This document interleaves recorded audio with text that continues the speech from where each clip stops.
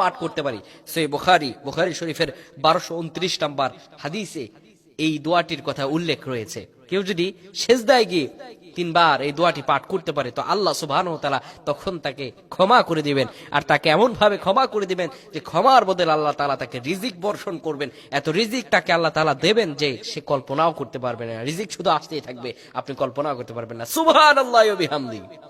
প্রিয় বন্ধুগণ আমার, সেজদা হচ্ছে একটি গুরুত্বপূর্ণ জায়গা। কোনো ব্যক্তি যদি সেজদায় গিয়ে আল্লাহ রাব্বুল আলামিনের কাছে করজোরে চাইতে পারে, মহান রবের কাছে হৃদয়ের ভালোবাসাগুলো বলতে পারে, আমার রব আল্লাহ তাআলা তার সব গুনাহগুলোকে ক্ষমা করে দেন। আপনি যুবক ভাইরা, এই আলোচনা অনলাইনে পাবে, তোমরা এই কথাগুলো মানুষের কাছে যাবে, তোমরা এগুলো শেয়ার করে দিবে, তাহলে আল্লাহ তোমাদেরকেও ক্ষমা করে দেবেন। কেননা রাসূলুল্লাহ সাল্লাল্লাহু আলাইহি ওয়াসাল্লাম বলেছেন, বাল্লিগু আন্নি ওয়ালাউ আয়া, কারো নিকট যদি একটি আয়াত পৌঁছায়, কারো নিকট যদি একটি দোয়া পৌঁছায়, তবে তোমরা সেটি মানুষের কাছে পৌঁছে দাও। তোমার ভাই যদি এটা আমল করে তাহলে তুমি আর সওয়াব পেয়ে যাবে। সুবহানাল্লাহি বিহামদি।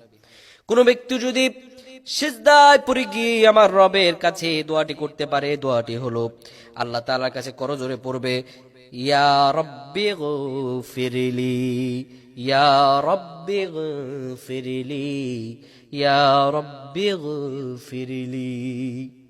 আল্লাহ রাব্বুল আলামিন তার কুদরতি পায়ে আপনি যখন সেজদা দিবেন, আমার রব সঙ্গে সঙ্গে আপনার পায়ে, আপনার মাথার মধ্যে কুদরতি পাটা ঠেকায়া দেয়। সেজদায় গিয়ে আমরা